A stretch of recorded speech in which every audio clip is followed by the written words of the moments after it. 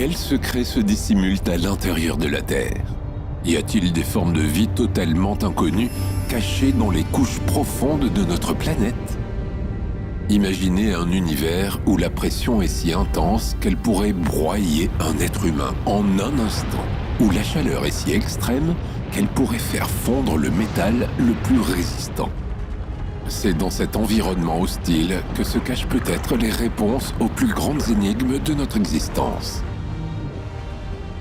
Des organismes vivants inconnus, des phénomènes inexpliqués, des trésors enfouis depuis des millions d'années, autant de mystères qui attendent d'être percés.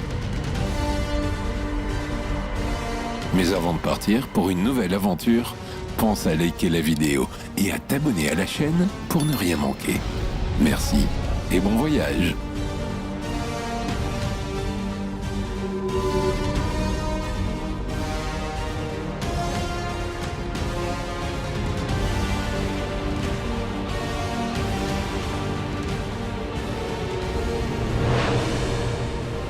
Regarde ce schéma.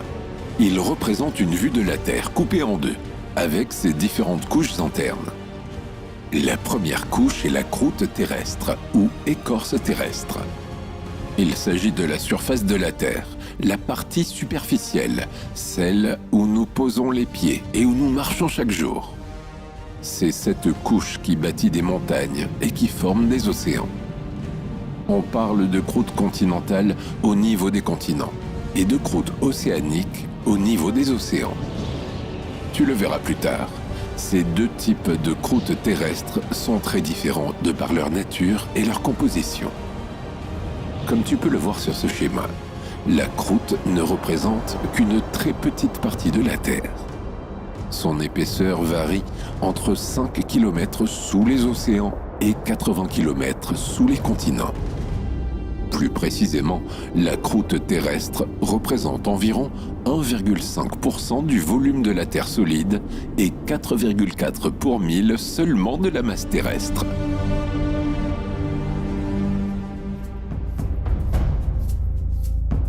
Commençons par observer la croûte continentale. La croûte continentale est plus épaisse, plus ancienne et de densité plus faible que la couche océanique. Son épaisseur varie entre 15 à 20 km en moyenne. Mais elle peut atteindre une épaisseur de 70 à 80 km sous les grandes chaînes de montagnes, comme la cordillère des Andes. La croûte continentale est solide. Elle est essentiellement composée de roches granitiques, avec en plus dans certaines zones des couches de roches sédimentaires, accumulées au fil des millions d'années. On peut aussi y trouver en superficie des roches volcaniques comme les basaltes. Attention, la croûte continentale ne se trouve pas qu'au niveau des continents. Elle se prolonge sous les eaux peu profondes, près des côtes. C'est ce que l'on appelle des plateaux continentaux. C'est pourquoi la croûte continentale couvre environ 45% de la surface terrestre, alors que les continents ne représentent que 30% de la surface de la Terre.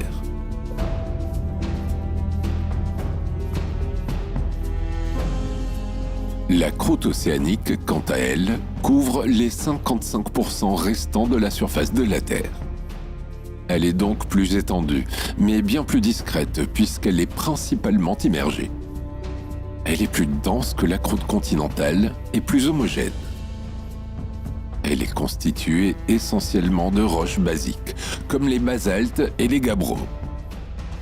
Ces roches sont riches en magnésium, en fer et en silice. Elles sont plus denses que les granites qui constituent la croûte continentale. La croûte océanique a beau être plus dense, elle est moins épaisse que la croûte continentale, avec une épaisseur moyenne de 5 à 8 km. En fait, pour résumer, la croûte océanique forme le plancher des océans. Voyons de plus près comment est composée cette surface océanique de notre planète.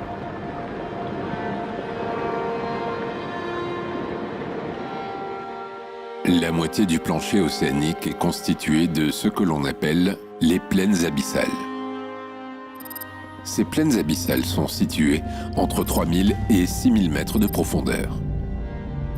Ensuite, près des continents et des îles, on trouve des fosses abyssales, des fissures où s'accumulent des sédiments marins. La croûte océanique forme aussi des sortes de montagnes au sommet plat à cause de l'érosion. On les appelle les guyos. Enfin, des chaînes de volcans sous-marins en plein milieu des océans forment ce que l'on appelle les dorsales océaniques. Ces dorsales jouent un rôle majeur dans la formation de la croûte océanique, mais aussi dans son renouvellement. Chaque jour, le plancher océanique bouge, évolue et se modifie. Ce phénomène est imperceptible pour l'œil humain, car chaque mouvement prend des années. Le processus de création de croûte océanique ressemble à un cycle, ou plutôt à un recyclage. Imagine l'action d'un tapis roulant. Une partie de la croûte est enfouie dans le manteau terrestre par le phénomène de subduction, tandis qu'une nouvelle partie de la croûte océanique se forme grâce à la tectonique des plaques ou au volcanisme sous-marin.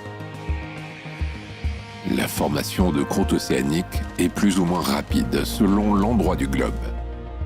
Par exemple, dans l'océan Sud-Ouest Indien, la vitesse de formation est estimée à 0,5 cm par an.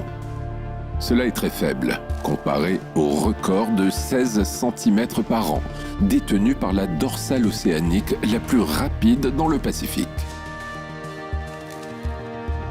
Parce que la croûte océanique est en perpétuel renouvellement, elle est bien plus jeune que la croûte continentale.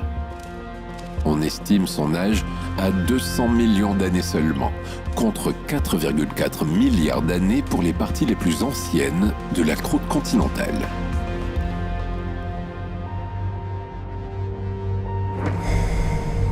Continuons notre voyage jusqu'au centre de la Terre. Nous allons passer sous la croûte terrestre, encore plus en profondeur. La couche qui se trouve en dessous de la croûte continentale ou de la croûte terrestre est appelée le manteau terrestre. Nous venons de pénétrer au cœur de la couche la plus importante de la Terre. Le manteau représente 84% du volume de notre planète et 68% de sa masse. Il s'étend sur 2850 km de profondeur et descend jusqu'à 2900 km de profondeur par endroit, à la limite avec le noyau. Le manteau est séparé de la croûte terrestre par ce que l'on appelle la discontinuité de Mohorovičić, appelée le Moho. Nous sommes maintenant à environ 100 km de profondeur, à l'intérieur de la Terre. Il y fait très chaud, plus de 1000 degrés Celsius. Tellement chaud que les roches de la croûte terrestre fondent, ce qui donne une nouvelle couche en partie liquide et en partie solide. En partie liquide et en partie solide, ce n'est pas le terme exact. En fait, le manteau est moins solide que la croûte terrestre, mais il n'est pas non plus liquide, contrairement à ce que tu pourras penser lorsque tu regardes les coulées de lave sortir des entrailles de la Terre. Plus précisément, le manteau terrestre est solide, mais il se comporte comme un liquide visqueux.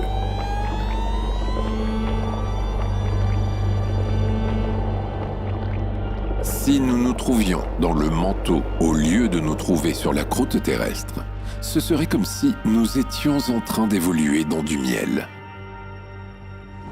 Voyons le problème sous un autre angle.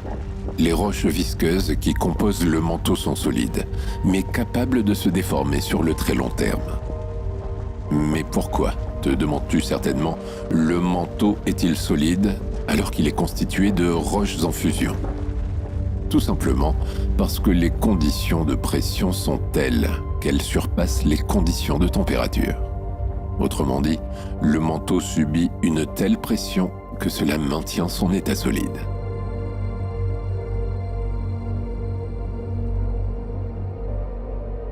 revenons aux roches visqueuses du manteau terrestre.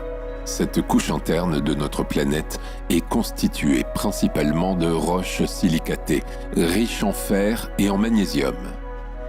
Jetons maintenant un coup d'œil à la séparation entre la croûte terrestre et le manteau, que nous appelons discontinuité du Moho. On parle de discontinuité car les chercheurs ont observé une brusque accélération des ondes sismiques lorsqu'elles franchissent cette limite. Le Moho est situé en moyenne à 35 km de profondeur. Il a été découvert en 1909 par le météorologue et pionnier de la sismologie, Andrija Mohorovičić. Celui-ci a observé une accélération brutale des ondes sismiques, qui s'explique par un changement du milieu de propagation. Autrement dit, en passant dans le manteau, les ondes sismiques accélèrent, car elles se propagent plus vite dans les péridotites qui le composent. Tous les projets qui ont été initiés pour forer jusqu'au Moho ont été abandonnés. La discontinuité est bien trop profonde. Forer jusqu'au Moho demanderait de colossaux efforts techniques, et ce serait extrêmement coûteux. Les informations que l'on a recueillies sur cette démarcation entre croûte terrestre et manteau nous proviennent donc surtout de l'étude des ondes sismiques.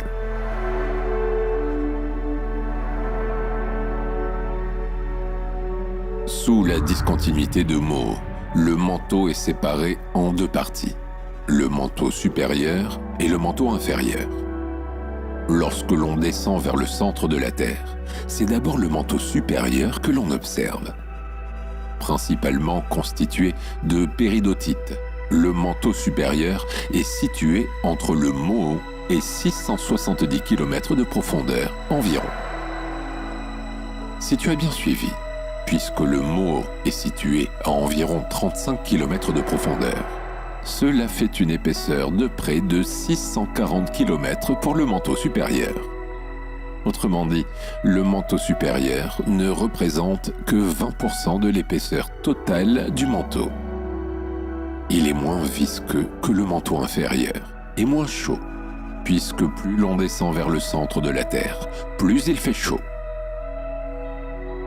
La température du manteau supérieur varie donc entre 440 degrés Celsius à la base de la croûte océanique et 1600 degrés Celsius à la limite avec le manteau inférieur. C'est le manteau supérieur qui est à l'origine du mouvement des plaques tectoniques, dont nous parlerons plus tard au cours de ce voyage. Dans cette couche interne de la Terre, nous trouvons des minéraux comme l'olivine, le pyroxène et le spinel. Le manteau supérieur a une particularité. Il est séparé en deux parties par la Low Velocity Zone, ou zone de moindre vitesse. La LVZ se trouve entre 100 et 200 km de profondeur. Sa profondeur varie en fonction du type de croûte sous lequel elle se trouve. Sous la croûte océanique, elle est située entre 30 et 90 km de profondeur. Sous la croûte continentale, elle est plus profonde. Elle est enfouie entre 110 et 230 km dans les entrailles de la Terre. On l'appelle ainsi car dans cette zone, la vitesse des ondes sismiques est réduite. On reparlera de la LVZ plus tard, car elle forme la limite entre la lithosphère et l'asténosphère, les couches secondaires de la structure interne de notre planète.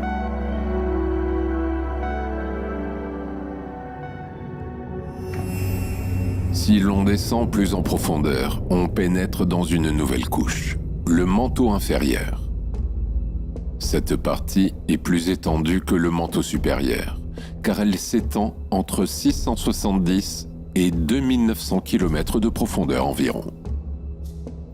Composé principalement de pérovskite et de magnésiofustite, le manteau inférieur est encore plus chaud que le manteau supérieur, puisqu'il est plus profond dans les entrailles de la Terre. Il peut y faire jusqu'à 4000 degrés Celsius, à la limite avec le noyau externe. Il est aussi plus dense que le manteau supérieur, et d'ailleurs de plus en plus dense à mesure que l'on s'enfonce au cœur de la Terre.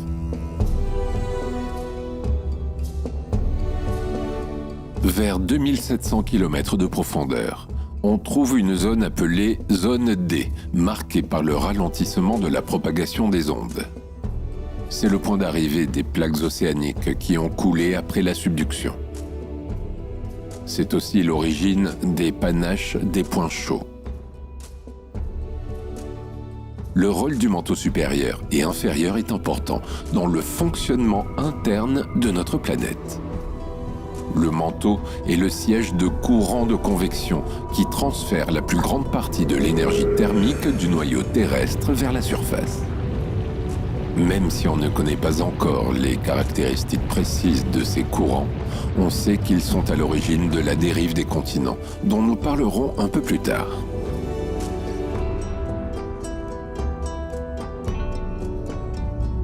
Continuons notre voyage. Nous nous enfonçons encore plus sous le sol, dans les entrailles de la Terre. Nous avons maintenant atteint une profondeur de 2900 km sous terre. À cette profondeur, les scientifiques ont observé une autre discontinuité, la discontinuité de Gutenberg.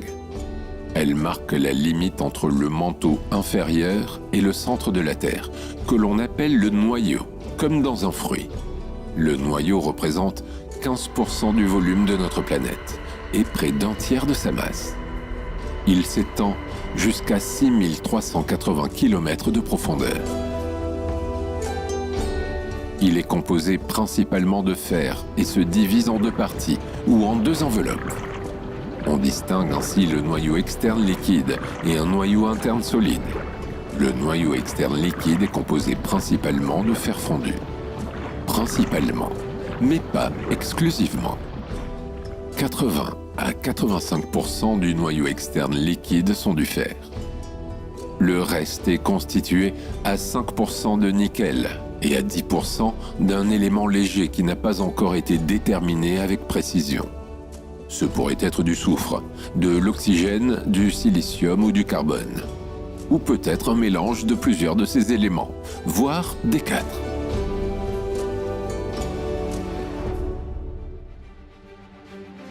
Le noyau externe liquide se situe entre 2900 et 5100 km de profondeur. Sa température moyenne est de 4000 degrés Celsius. On a donc comme première enveloppe un amas de métal en fusion, brassé par convection thermique. Les mouvements du noyau externe interagissent avec les mouvements de la Terre, notamment sa rotation, mais aussi, à plus long terme, sa précession, autrement dit, le lent changement de direction de son axe de rotation. Comme le fer est conducteur d'électricité, le noyau externe riche en fer va aussi permettre le développement de courants électriques variables. Ces courants vont donner naissance à des champs magnétiques, lesquels vont les renforcer en retour. Il se crée un effet de dynamo. On pense ainsi que le noyau externe liquide est à l'origine du champ magnétique de notre planète. Mais cela aussi, on en reparlera un peu plus tard.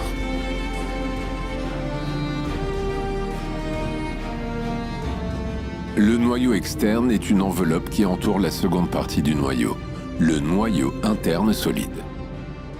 La limite entre les deux est marquée par une autre discontinuité. C'est la discontinuité de Lehmann.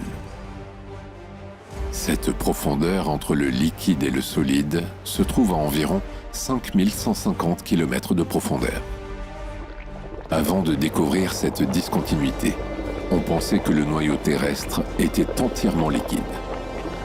C'est la sismologue danoise Inge Lehmann qui a mis en évidence l'existence d'un noyau solide à l'intérieur du noyau liquide en 1936. C'est pourquoi la limite entre les deux porte son nom. Le noyau solide est composé de fer presque pur. On l'appelle aussi la graine. Représente-toi une boule solide constituée d'un alliage à 80% de fer et à 20% de nickel. Mais alors, pourquoi le noyau interne est-il solide ?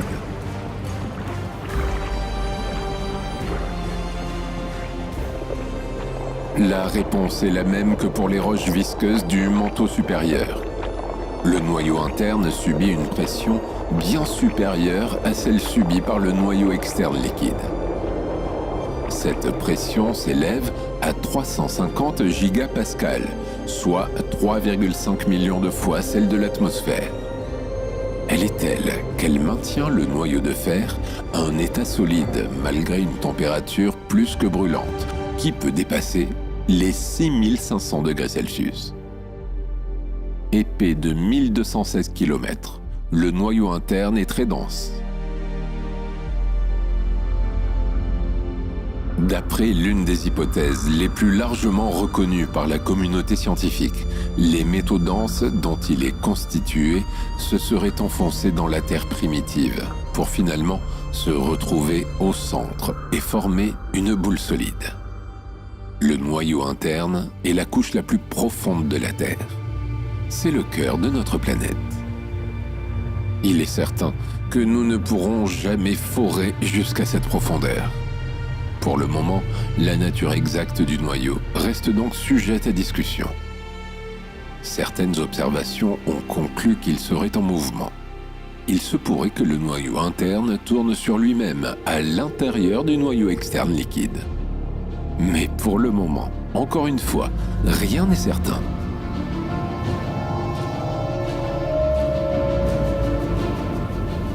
Nous sommes arrivés au centre de la Terre, mais le voyage n'est pas terminé. Rappelle-toi que nous avons parlé tout à l'heure de la lithosphère et de l'asténosphère. Il s'agit de deux couches secondaires à l'intérieur de la Terre.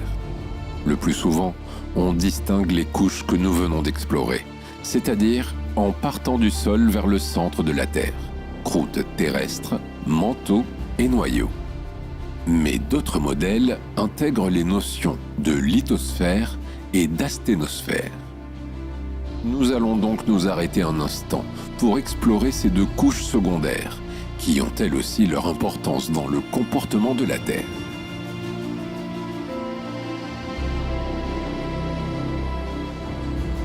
La lithosphère est l'enveloppe la plus superficielle du globe terrestre. On la considère comme l'enveloppe rigide de la Terre. Épaisse d'environ 100 km, elle comprend la croûte terrestre, océanique ou continentale, et la partie supérieure du manteau supérieur. Il est important de le préciser, car tout le manteau supérieur n'est pas inclus dans la lithosphère. En fait, la lithosphère comprend uniquement la zone qui se trouve au-dessus de la LVZ dont nous avons parlé tout à l'heure. La LVZ se trouve entre 100 et 200 km de profondeur sous la surface de la Terre. C'est sous la LVZ que les matériaux du manteau supérieur deviennent ductiles. Rappelons qu'être ductile, c'est pouvoir s'étirer et se déformer sans se rompre. C'est aussi sous la LVZ que les péridotites approchent de leur point de fusion. Tu l'auras compris, la LVZ marque un changement dans le comportement des roches du manteau supérieur. Au-dessus de la LVZ, les roches sont solides et en dessous, elles sont ductiles. La discontinuité de Moho se trouve elle aussi dans la lithosphère.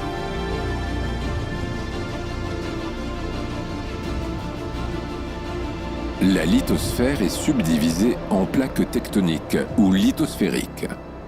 Parce que la croûte continentale et la croûte océanique ont des compositions différentes, on va parfois distinguer la lithosphère continentale de la lithosphère océanique. Surtout que le manteau diffère aussi en fonction du type de croûte sous lequel il se trouve. Le manteau sous-continental est ainsi appauvri en éléments chimiques dont abonde le manteau sous-océanique, plus proche du manteau primitif. La lithosphère est plus ou moins épaisse en fonction des endroits du globe. Sous les continents, elle est épaisse de 100 km en moyenne, contre seulement 70 km sous les océans. Plus le manteau est froid, plus la lithosphère sera épaisse. Ainsi, dans les régions à manteau froid, comme les vieilles croûtes continentales, elle peut atteindre une épaisseur de 200 km. Dans les zones plus chaudes, comme au niveau des dorsales océaniques, la lithosphère ne fait que quelques dizaines de kilomètres d'épaisseur. Cela s'explique par un principe simple. En se refroidissant, la lithosphère océanique va s'épaissir petit à petit. Elle naît au niveau des dorsales, où elle est alors très fine, et elle va évoluer jusqu'aux marges continentales, où elle est plus épaisse. Plus la lithosphère vieillit, plus elle s'épaissit, plus sa densité augmente et plus elle s'enfonce dans le manteau. La lithosphère joue un rôle majeur dans le fonctionnement de la tectonique des plaques. Dans l'imaginaire collectif, on a tendance à imaginer la tectonique des plaques de cette manière. Les continents sont des bateaux qui flottent sur l'océan et dérivent au gré des courants initiés par les mouvements du manteau terrestre. La réalité est plus complexe que cela. C'est l'ensemble croûte et manteau lithosphérique qui bouge au-dessus du manteau asténosphérique. Ces mouvements sont animés par les lois qui régissent le comportement mécanique des roches, qui dépendent elles-mêmes des conditions de pression et de température. En fait, ce ne sont pas les continents qui bougent, mais les plaques lithosphériques rigides.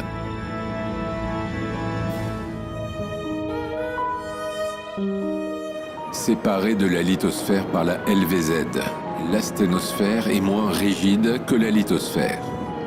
Elle a un comportement plus ductile.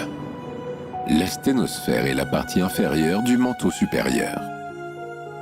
Elle se trouve donc entre la LVZ et le manteau inférieur, entre 100 et 200 km et 670 km de profondeur.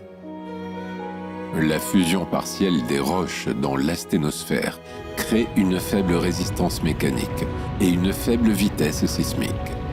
Ce sont les propriétés particulières de l'asténosphère qui permettent le déplacement des plaques lithosphériques et donc le mouvement des plaques tectoniques. En effet, l'asténosphère peut se mouvoir sous l'effet de la convection thermique, ce que la lithosphère ne peut pas faire à cause de sa rigidité. C'est donc pour accommoder les mouvements de l'asténosphère que la lithosphère s'est séparée en grandes plaques, les plaques tectoniques.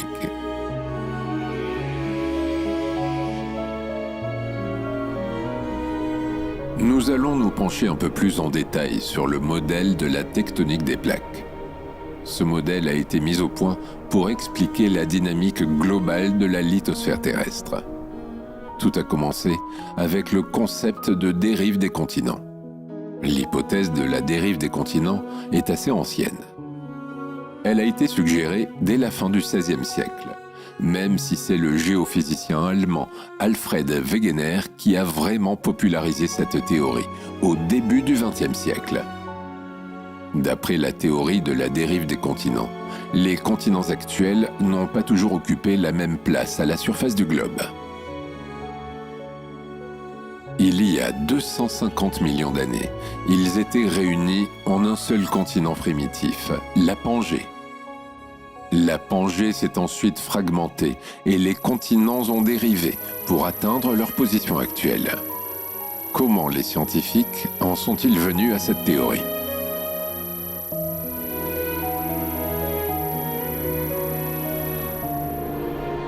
D'abord, en observant le tracé des côtes des continents sur le globe. On s'est tout simplement rendu compte que si l'on rapprochait certains continents, ils s'emboîteraient un peu trop parfaitement. Comme tu peux le voir sur cette carte, c'est particulièrement le cas de l'Amérique du Sud et de l'Afrique. Les deux continents pourraient très bien s'emboîter.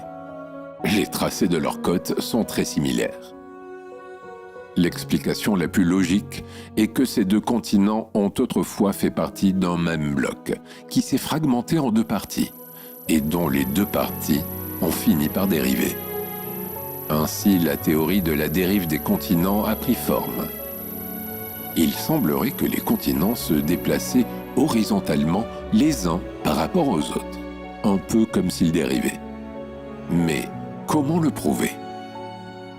Plusieurs éléments semblaient confirmer cette théorie. On a par exemple observé des fossiles similaires de part et d'autre des océans, comme le Cygnoniatus, reptile prédateur terrestre ayant vécu il y a 240 millions d'années, dont des fossiles ont été retrouvés en Amérique du Sud et en Afrique.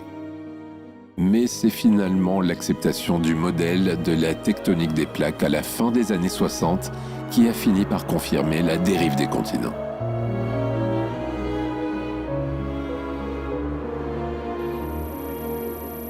En 1962, le géologue américain Harry Hess s'est appuyé sur la théorie de la dérive des continents pour mettre au point le modèle de l'expansion des fonds océaniques, que l'on surnomme aujourd'hui le modèle du tapis roulant.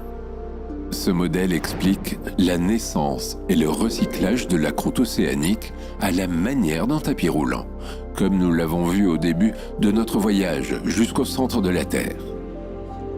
La croûte océanique est créée au niveau des dorsales, puis enfouie au niveau des fosses océaniques par des courants descendants. Elle est continuellement recyclée, alors que la croûte continentale dérive à la surface de la Terre. Car si la croûte continentale te paraît bien lourde, elle est en fait légère comparée aux autres couches terrestres. Ce modèle a reçu un meilleur accueil que celui de la dérive des continents. Dans ce modèle, les moteurs de la dérive ne sont plus les blocs continentaux, mais les océans. Les blocs continentaux sont passifs. Ils sont entraînés dans la dérive par les océans. Ce modèle du double tapis roulant océanique a ensuite été intégré à celui de la tectonique des plaques.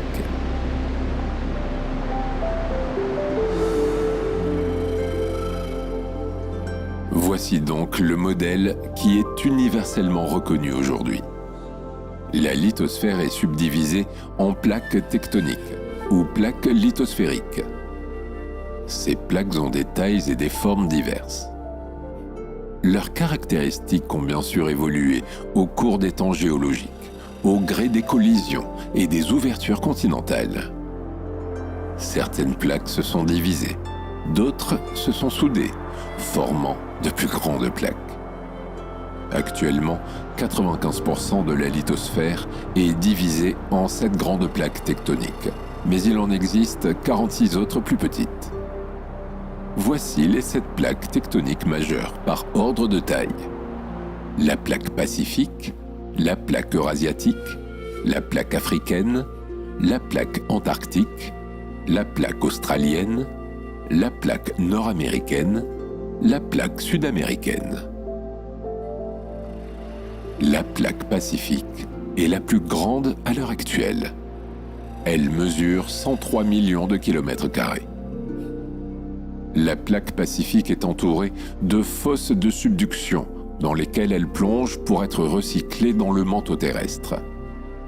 À terme, cette plaque va donc disparaître. Cela veut aussi dire que l'océan Pacifique va lui aussi disparaître. Rassure-toi, on parle ici en termes de centaines de millions d'années. Ce changement majeur de notre cartographie devrait donner naissance à un nouveau supercontinent que l'on surnomme aujourd'hui Amazie. Bien qu'il soit difficile d'estimer la vitesse de déplacement de ces plaques, il a été estimé que la plaque pacifique est aussi la plus rapide. Elle se déplace de 10 cm par an vers le nord-ouest. C'est rapide comparé à la plaque australienne qui se déplace de 7 cm par an vers le nord, ou aux plaques eurasiennes et américaines qui se déplacent de moins de 3 cm par an.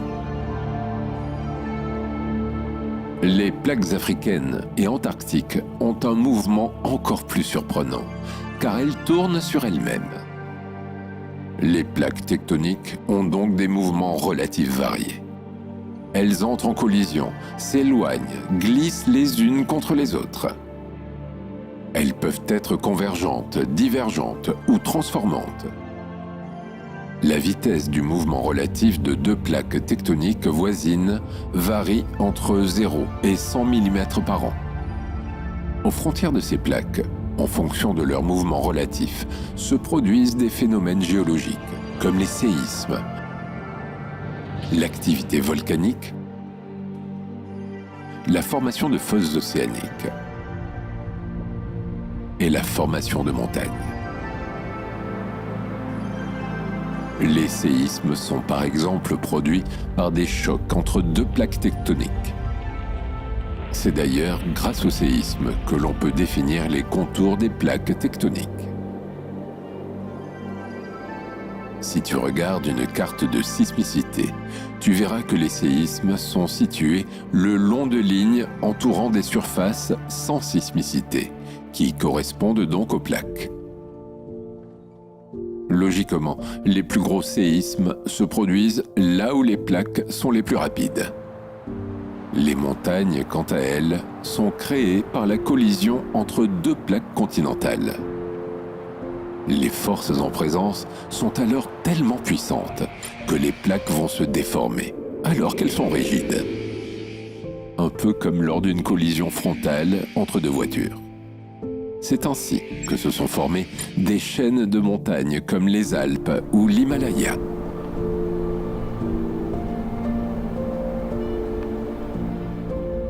Les mouvements des plaques tectoniques sont l'expression des mouvements de convection qui se produisent à l'intérieur du manteau terrestre et qui permettent à la Terre de dissiper sa chaleur interne vers la surface. Un système bien rodé qui fonctionne de la manière suivante. Au cœur de la Terre, des roches faiblement radioactives se désintègrent et produisent de la chaleur. Certaines zones du manteau deviennent alors plus chaudes et se mettent à monter vers la surface. Plus une zone est chaude, moins elle est dense, et donc plus elle va remonter sous l'effet de la force d'Archimède. Cette zone va alors refroidir en surface, tout en évacuant une partie de la chaleur produite à l'intérieur de la Terre. Une fois qu'elle sera assez refroidie, elle va replonger dans les profondeurs, toujours selon le même mécanisme. Les dorsales sont des zones où la matière remonte, tandis que celle-ci redescend au niveau des zones de subduction. La matière est alors transférée des dorsales aux zones de subduction. C'est ce mouvement qui donne la tectonique des plaques et donc la dérive des continents.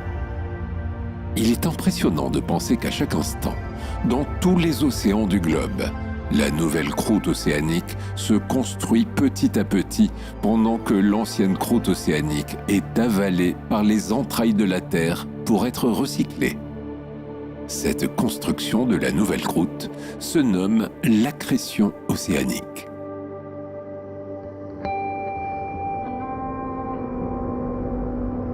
Au niveau des dorsales océaniques, les plaques tectoniques s'écartent et les failles ainsi créées se comblent instantanément avec du magma remonté du manteau, millimètre par millimètre. Les plaques s'éloignent les unes des autres, comme des cicatrices que le magma vient suturer en comblant les vides. Ce phénomène crée des structures étonnantes, comme les pilolavas ou laves en coussin. Les pilolavas se forment lorsque la lave jaillit des entrailles de la Terre durcie instantanément au contact de l'eau glacée. Au fur et à mesure que la lave jaillit, le coussin s'allonge. Lorsque la pression augmente, certains coussins éclatent. Les dorsales océaniques sont aussi jalonnées de cheminées fumantes. L'eau qui s'est infiltrée dans les fonds marins est chauffée par le magma en fusion et remonte à la surface sous forme de bulles. Dans ces cheminées, l'eau peut atteindre une température de 400 degrés Celsius. Leur panache peut projeter des particules à des centaines de kilomètres de distance et les minéraux libérés peuvent sculpter des cheminées pouvant atteindre 55 mètres de haut. En même temps que ces formations étonnantes se créent, le plancher océanique s'élargit et les continents s'éloignent. Ce processus est invisible car il se joue loin de nos côtes, dans les profondeurs des grands océans de la planète. Et pourtant, au début de l'année 2024, les sismologues de l'île de Vancouver, sur la côte pacifique du Canada, ont enregistré une activité sismique inhabituelle. Sur le site hydrothermal d'Endeavour, à environ 240 km au large de Vancouver, ce sont près de 2000 séismes par jour qui ont été enregistrés début mars 2024. Ces séismes, qui se produisent au niveau de la dorsale de Juan de Fuca, sont des petits tremblements de terre qui sont passés inaperçus pour les habitants de Vancouver. Mais pour les chercheurs, c'est une véritable aubaine. L'occasion d'étudier de près l'accrétion océanique ou la construction de la nouvelle croûte océanique. Les données que l'on va recueillir seront précieuses. Elles nous permettront de mieux comprendre les mécanismes de remontée du magma depuis le manteau terrestre et aussi, et surtout, la façon dont se construit la croûte océanique. Si la tectonique des plaques recèle encore bien des secrets, elle est loin d'être le mystère qu'elle était il y a 60 ans. Aujourd'hui, nous sommes capables de reconstituer les mouvements des plaques tectoniques ayant eu lieu il y a des millions d'années, avant même l'ère des dinosaures, grâce à des logiciels de modélisation. En revanche, si on est capable de prédire la probabilité d'occurrence des séismes le long des failles océaniques, il est impossible, en l'état actuel de nos connaissances, de prévoir les grands séismes.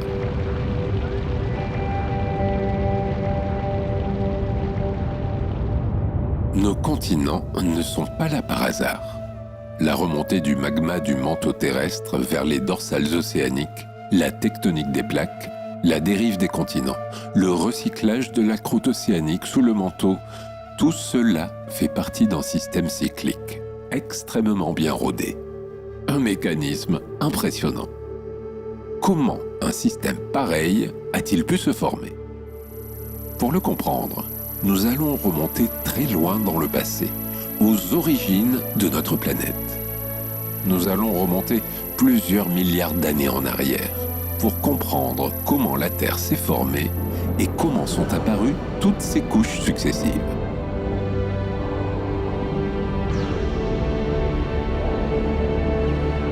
Nous sommes il y a 5 milliards d'années. La Terre n'existe pas encore. À la périphérie de la Voie lactée, il n'y a qu'un vaste nuage de gaz et de poussière, créé par l'explosion d'une supernova. Ce nuage moléculaire ou nébuleuse est immense. Il s'étend sur plusieurs centaines d'années-lumière de diamètre, soit quelques milliards de kilomètres. Il est formé de débris d'étoiles, des étoiles appartenant à un univers primitif qui ont explosé après avoir consumé toute leur énergie. L'explosion de ces étoiles a relâché dans toute la galaxie des particules, notamment des éléments lourds comme le fer, le nickel, l'aluminium. Ces particules vont se rassembler sous l'effet de la force gravitationnelle pour former des étoiles et des planètes. C'est ce qu'on appelle l'accrétion des particules. Pendant une dizaine de millions d'années, les particules s'agglomèrent et le nuage de poussière se comprime lentement sous l'effet de la gravité. Cette compression provoque petit à petit l'accroissement de sa vitesse de rotation. L'apport de matière réchauffe le centre du nuage et dégage de l'énergie. Le nuage commence à former un disque, ou plutôt une boule en rotation. Celle-ci va bientôt devenir une étoile, le Soleil. Il mesure 1,4 million de kilomètres de diamètre.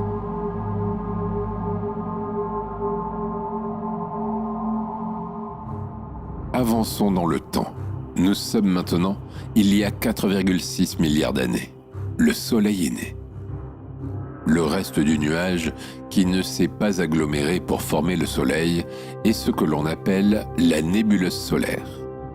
L'accrétion des particules a également permis de former des objets plus gros, que l'on appelle les planétésimaux. Un planétésimal est un corps céleste qui se constitue dans un disque de débris.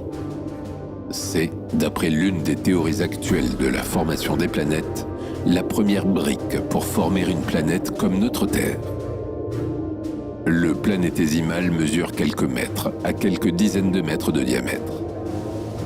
Plusieurs planétésimaux vont ensuite s'attirer gravitationnellement pour constituer des protoplanètes.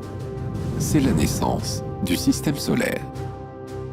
Tout ce processus aurait duré entre 10 et 15 millions d'années. Aujourd'hui, on pense que c'est de cette manière que se forment les étoiles. À l'origine de toute étoile, il y a toujours cette vaste région de gaz et de poussière appelée nébuleuse. Ces nébuleuses sont constituées de petits grains de poussière dispersés dans un mélange gazeux, un peu comme des grumeaux. Les petits grains de poussière vont se condenser, se concentrer et se mettre en mouvement sous l'effet des forces gravitationnelles. Peu à peu, ils vont prendre la forme de disques au centre desquels vont se constituer des étoiles.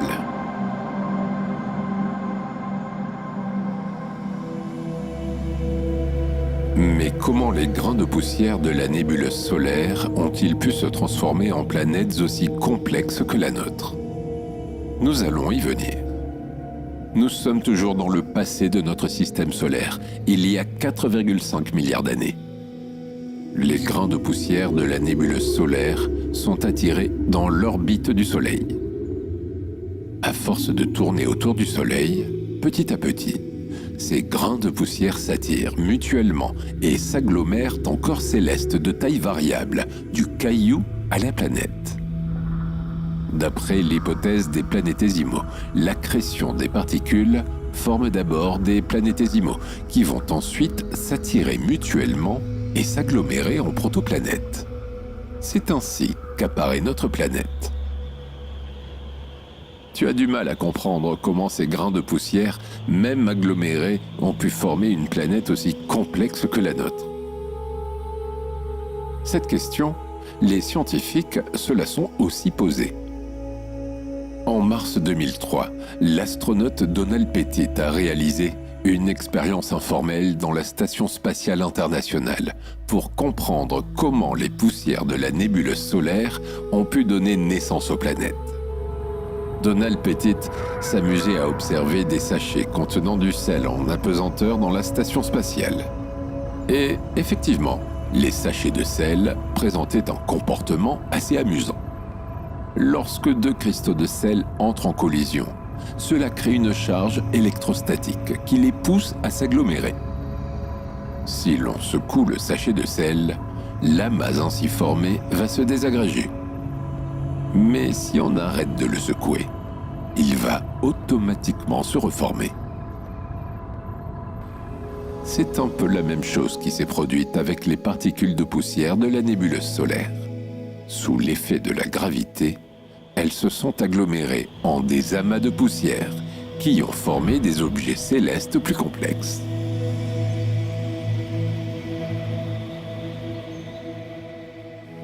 Il y a 4,5 milliards d'années, la Terre n'était donc qu'un amas de poussière.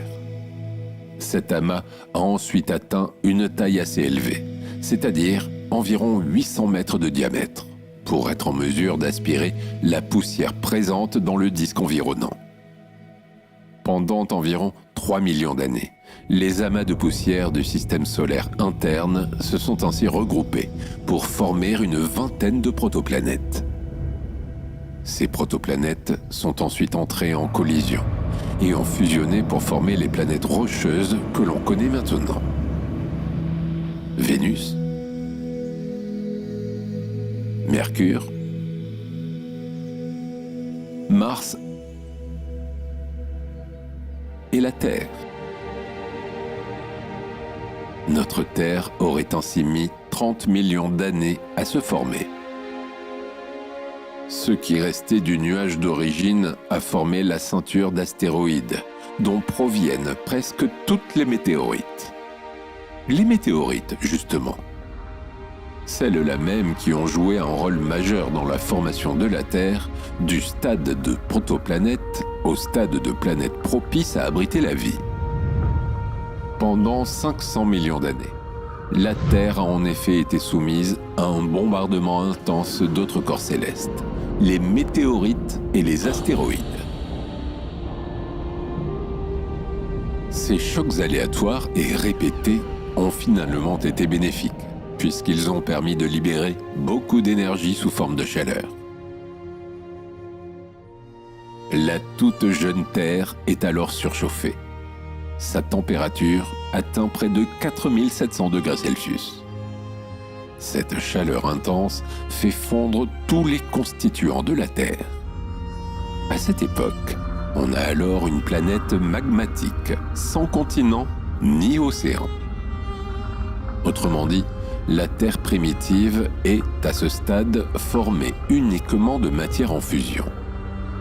Petit à petit, elle va cependant se refroidir.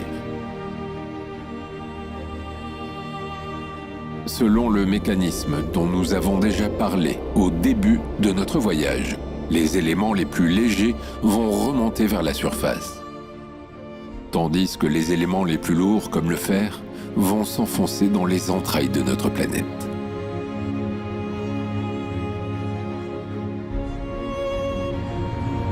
Nous sommes maintenant il y a 3,5 milliards d'années. Le noyau interne va commencer à se solidifier. À la surface de la Terre, l'activité volcanique intense combinée aux chocs répétés des astéroïdes et météorites va émettre des gaz. Ces gaz constitueront la future atmosphère de la Terre. Or, cette atmosphère est précieuse pour nous. Elle nous protège des rayons UV nocifs du Soleil et maintient une température agréable à la surface de notre planète. Mais nous sommes toujours loin dans le passé, et l'atmosphère primitive dont on parle est encore bien différente de notre atmosphère actuelle.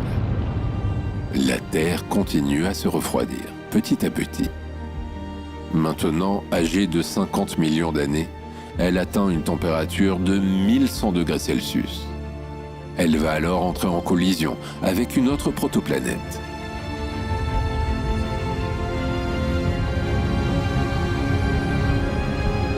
Pour te donner une idée, la taille de cette protoplanète a été estimée comme à peu près équivalente à la taille actuelle de Mars. Cette collision, là encore, va provoquer un choc qui va réchauffer la planète et la faire fondre. C'est aussi cette collision qui va provoquer la formation de notre unique satellite, la Lune. En effet, des résidus de roches sont éjectés de la Terre lors de la collision et vont s'agglomérer formant la Lune. Lors de sa formation, la Lune est beaucoup plus proche de la Terre qu'elle ne l'est aujourd'hui. Sa présence va créer un effet de marée. Cette collision n'a pas seulement réchauffé la Terre et fait apparaître la Lune. Elle aurait aussi probablement modifié l'axe de rotation de la Terre. Or, cette inclinaison est à l'origine des saisons. C'est finalement une bonne chose que la Terre soit entrée en collision avec cette protoplanète. Sans cela, nous n'aurions peut-être pas de marées et de saisons. C'est aussi cette collision, finalement, qui a déterminé l'organisation de la Terre en plusieurs couches ou différenciations.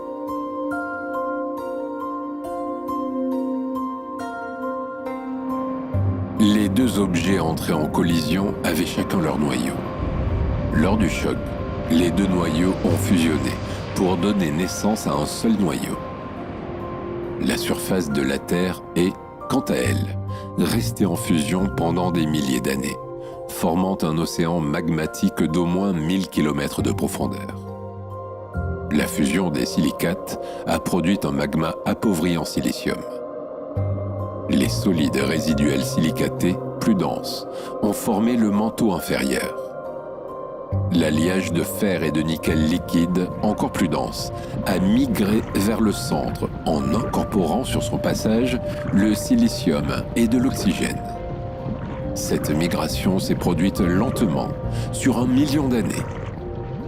Tous les éléments ayant une forte affinité avec le fer, comme le platine, l'or, l'iridium ou le tungstène ont eux aussi été attirés vers le centre de la Terre.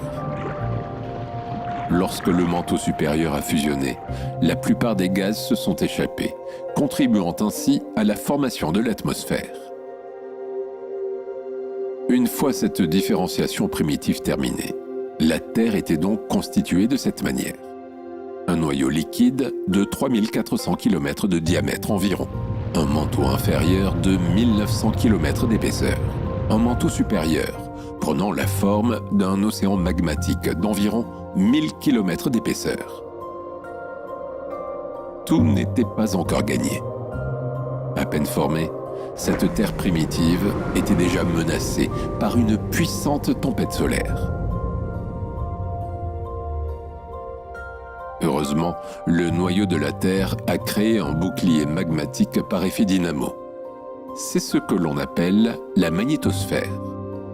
Cette couche supplémentaire a agi comme un véritable bouclier.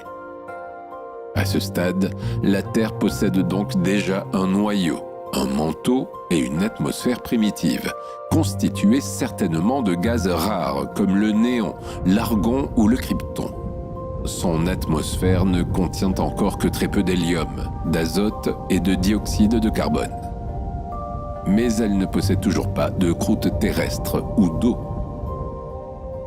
À ce moment-là de l'histoire de la Terre, le système solaire interne est encore beaucoup trop chaud pour que l'eau puisse exister à l'état liquide. Et puis, les matériaux qui constituent la Terre primitive ne contiennent pas assez d'hydrogène pour pouvoir former de l'eau.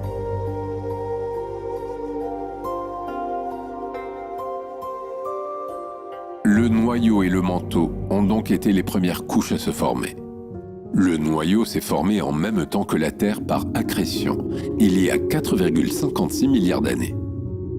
La fusion des matériaux primordiaux constituant la Terre, météorites, planétésimaux et protoplanètes a conduit à la formation d'un océan de magma global, puis à la différenciation de la Terre en plusieurs couches.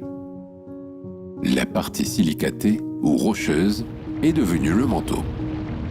Le manteau est appauvri en éléments ayant une affinité avec le fer ou sidérophiles qui ont été happés par le noyau.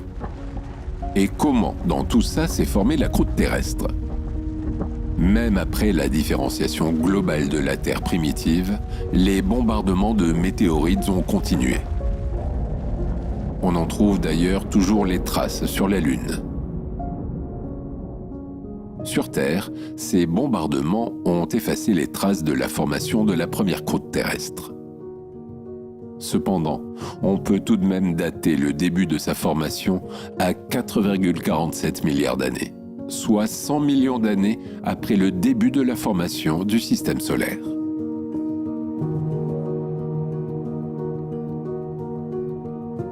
Quant à l'eau, son apparition sur Terre fait l'objet d'hypothèses. Selon l'hypothèse retenue actuellement, la moitié de l'eau aurait été apportée par une pluie de météorites provenant de l'extérieur de la ceinture d'astéroïdes. En effet, les comètes contiennent 50% d'eau, et cette eau contient 2 fois plus de deutérium que l'eau terrestre.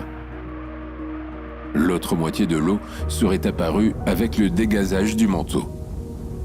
En mélangeant ces deux types d'eau, on aurait ainsi pu obtenir la quantité de deutérium correspondant à la signature isotopique de l'eau terrestre. Cela pose alors une autre question. Qu'est-ce qui a pu provoquer la pluie de météorites qui a apporté l'eau sur Terre?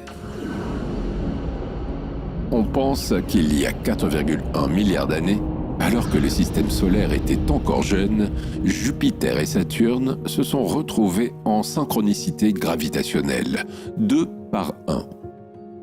Cela signifie que pour chaque orbite que Saturne complète autour du Soleil, Jupiter en complète 2. Cela a créé des ondulations à travers le disque de débris qui entourait le Soleil, propulsant Uranus et Neptune vers des orbites plus éloignées. Ce grand déménagement planétaire a eu des répercussions profondes, déstabilisant la ceinture de Kuiper et envoyant une pluie d'astéroïdes et de comètes à travers le système solaire intérieur. En entrant en collision avec la Terre, ces météorites se sont désintégrés et ont libéré de l'eau. Au fur et à mesure de cette collision massive, les océans sont apparus. La formation des océans aurait donc été relativement rapide, contrairement à ce que l'on a longtemps pensé. Ils auraient mis environ 150 millions d'années à se former.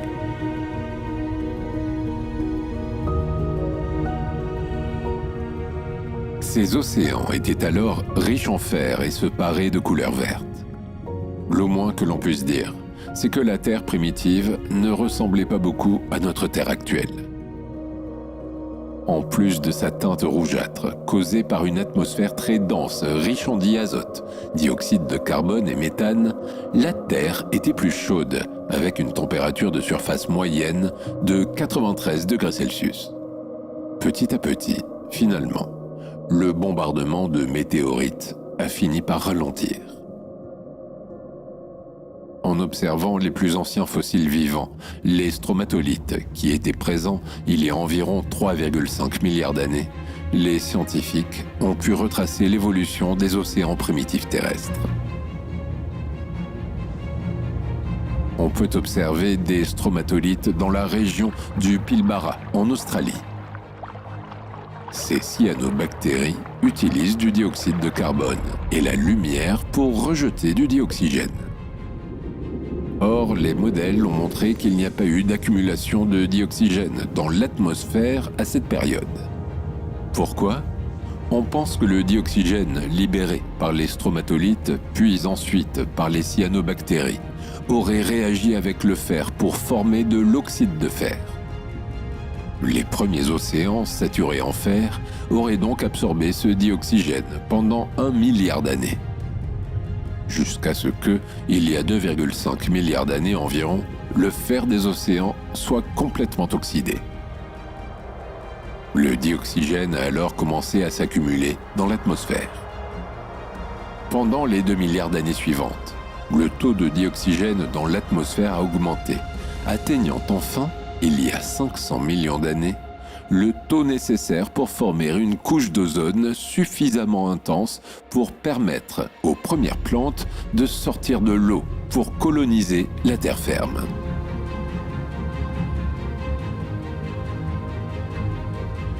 Nous savons comment l'eau est apparue sur Terre, mais nous sommes encore loin des continents et océans de la Terre actuelle.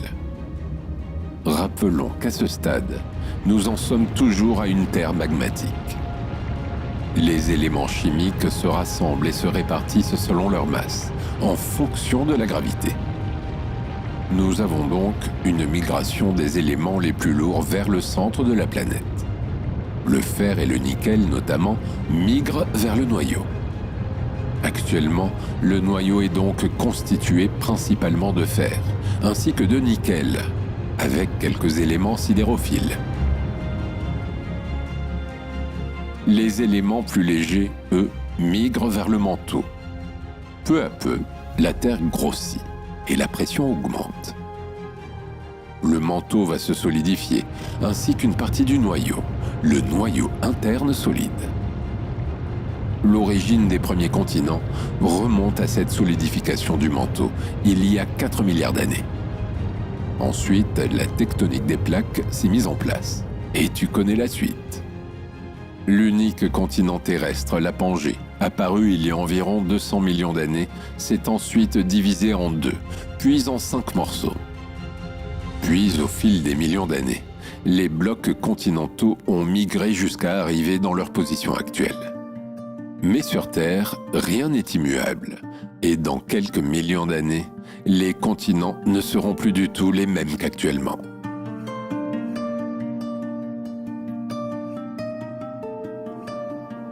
Récemment, une équipe de chercheurs internationale aurait même découvert un continent englouti, caché sous l'Islande, qui en serait la partie émergée. Ce nouveau continent, ou plutôt cet ancien continent redécouvert, a été baptisé Icelandia. Icelandia serait un ancien morceau de la Pangée, qui au lieu de se briser, se serait étiré à la manière d'un chewing-gum, devenant plus mince. Quant à la formation des océans actuels, elle s'est faite au même moment, toujours de manière très progressive.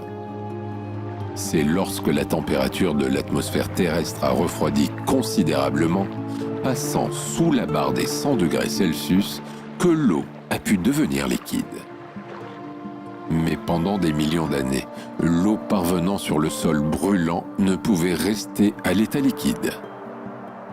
L'eau va donc se vaporiser, remonter dans l'atmosphère en se refroidissant, se condenser à nouveau et retomber sous forme de pluie.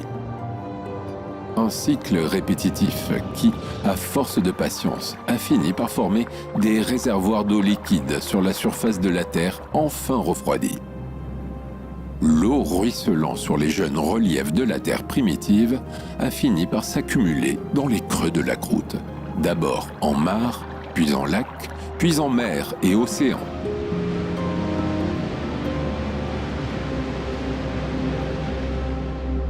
Régulièrement, de nouvelles études scientifiques révèlent des pans de l'histoire de la formation de la Terre.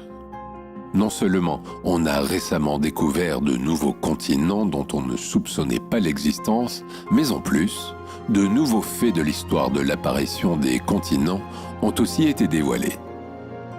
En 2017, les scientifiques avaient découvert les traces d'un continent disparu dans les profondeurs des eaux de l'île Maurice. En 2019, c'est le continent Icelandia qui a été découvert, immergé sous l'Islande. En 2020, des géologues de l'université Monash se sont penchés sur le processus de formation des continents au cours des 4,5 milliards d'années d'histoire de la Terre. Ils ont là encore découvert des faits fascinants. D'après cette équipe de chercheurs, les continents ont passé 500 millions d'années à se solidifier. Il s'agit de la période qui se situe il y a environ 4,5 et 4 milliards d'années. C'était en quelque sorte l'enfance des continents. Ils étaient encore fragiles et enclins à la destruction. Ce n'est que progressivement qu'ils se sont figés pour former le squelette de nos continents actuels. Cette façon d'appréhender l'apparition des premiers continents est inédite, et elle explique bien des choses. Elle explique notamment pourquoi on trouve encore aujourd'hui des traces de continents perdus et avalés par nos continents actuels. Cette période de l'histoire de la Terre, où les continents étaient faibles et malléables, porte un nom, l'Adéen.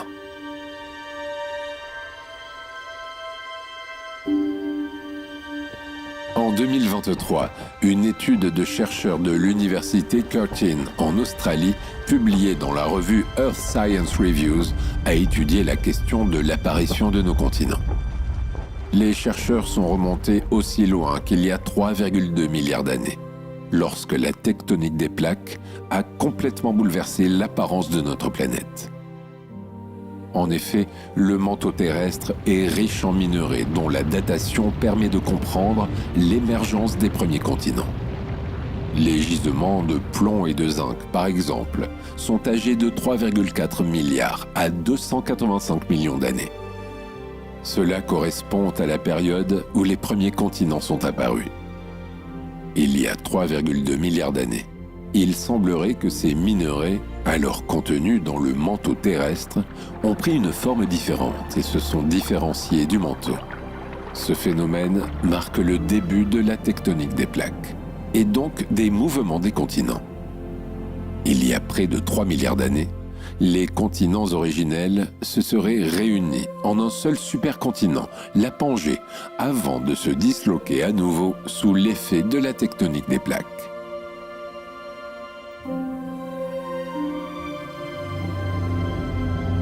Nous arrivons bientôt à la fin de notre voyage au centre de la Terre. Tu connais maintenant la structure interne de la Terre, différenciée en couches successives, de la croûte terrestre au noyau, en passant par le manteau. Tu connais les particularités de chaque couche, la croûte continentale et la croûte océanique, la lithosphère, la sténosphère, le manteau supérieur et inférieur, le noyau externe liquide et le noyau interne. Tu sais aussi quand et comment se sont formés le Soleil, la Terre, son noyau, son manteau, sa croûte océanique et ses continents. Mais dis-toi bien que ces connaissances ne sont jamais figées. Nos connaissances de la structure interne de la Terre ne cessent d'évoluer à mesure que de nouvelles découvertes sont faites.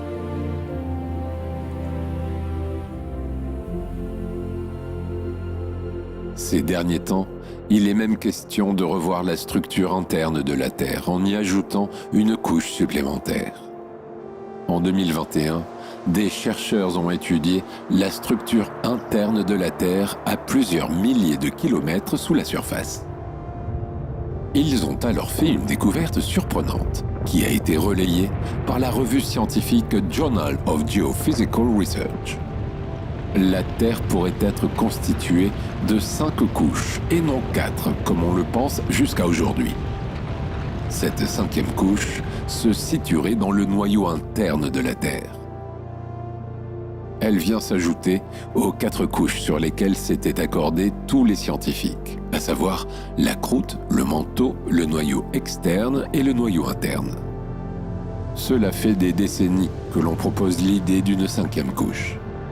Cette découverte n'a donc en soi rien de nouveau. Mais cette fois-ci, les données sont suffisamment claires pour constituer une preuve de l'existence d'une 5e couche. Cette découverte a été faite à l'aide d'un algorithme. Celui-ci a passé en revue une quantité énorme de données des événements sismiques des dernières décennies. Les données ont ensuite été comparées avec le modèle actuel de la structure de la Terre. Un travail de titan rendu possible par la technologie. Les scientifiques se sont ainsi rendus compte que pour que les deux concordent parfaitement, il faudrait la présence d'une 5e couche située dans le noyau interne de la Terre. Si on ne sait pas pour le moment comment cette 5e couche se serait formée, cette découverte a définitivement été le point de départ d'études plus approfondies. Une étude publiée en février 2023 dans Nature Communications a remis le sujet sur le devant de la scène. 2 sismologues ont révélé de nouvelles preuves appuyant l'hypothèse d'un noyau interne plus profond. Selon les résultats de leurs études, ce noyau serait épais de 644 km. Pour le déterminer, ils ont étudié les ondes sismiques générées par les tremblements de terre qui traversent le diamètre de la Terre. Il apparaît que les ondes de choc des tremblements de terre se répercutent à des vitesses différentes dans ce qui pourrait être une 5e couche. Celle-ci serait constituée, comme le reste du noyau, d'un alliage de fer et de nickel. La différence ? Elle possède une structure cristalline. Ce noyau pourrait s'être formé à la suite d'un événement mondial majeur du passé, comme un changement dans la tectonique des plaques par exemple. Cet événement serait survenu il y a des centaines de millions d'années. Le débat est toujours vif, mais il est surtout fort passionnant. La réponse est attendue avec impatience. La découverte d'une 5e couche pourrait nous aider à comprendre encore mieux comment s'est formée notre planète.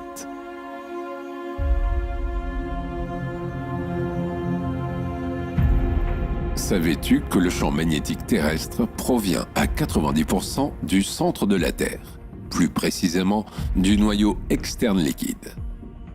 La rotation de la Terre provoque de vastes tourbillons dans le noyau externe liquide. Ces mouvements génèrent un courant électrique et donc un champ magnétique, un peu à la manière de la dynamo d'un vélo. Il est possible que le champ magnétique s'inverse. En tout cas, cela s'est déjà produit par le passé. Le champ magnétique s'est inversé environ 300 fois au cours des derniers 200 millions d'années. La dernière inversion remonte à 780 000 ans. Si le champ magnétique s'inverse, le pôle nord magnétique se retrouvera au pôle sud. On ne peut pas prédire quand le champ magnétique s'inversera, mais les scientifiques sont de plus en plus convaincus que c'est pour bientôt. Depuis 15 ans, le pôle nord magnétique se déplace de plus en plus vite du nord du Canada vers la Sibérie. En 1970, il se déplaçait de 10 km par an. En 2003, il avait atteint 40 km par an. Actuellement, sa vitesse a encore augmenté à 60 km par an. La mission Swarm de l'Agence spatiale européenne a pour but de déterminer la date de la prochaine inversion. Cependant, pas de panique. On pense que s'il y a une inversion du champ magnétique terrestre bientôt, ce ne sera pas au cours du siècle actuel. Nous n'aurons donc pas besoin de changer les boussoles avant un long moment. Au fait, pourquoi ne peut-on pas produire la prochaine inversion du champ magnétique terrestre ? Il faut savoir que le champ magnétique est une notion plutôt complexe. Le mouvement convectif à l'origine du champ magnétique, dans les entrailles de la Terre, dépend de nombreux facteurs. Les variations de température, la profondeur, la rotation de la Terre, et puis le champ magnétique terrestre n'est pas dipolaire, mais multipolaire. Les deux pôles magnétiques, nord et sud, ne sont pas situés aux antipodes, puisque le pôle nord se déplace plus vite que le pôle sud. À cela, il faut ajouter les anomalies magnétiques constatées dans les roches volcaniques. Certaines sont aimantées dans le même sens que le champ magnétique actuel, d'autres sont aimantées à l'opposé. En plus, l'observation des périodes d'inversion du champ magnétique n'a pas permis aux scientifiques de dégager des motifs. Les inversions ne sont ni régulières, ni de durée égale. Leur fréquence est chaotique. Ce que l'on sait, c'est que les inversions se produisent à court terme sur des périodes de 1000 à 20 000 ans maximum. Mais ce n'est pas grand-chose. Et surtout, cela ne permet pas de prévoir une inversion prochaine.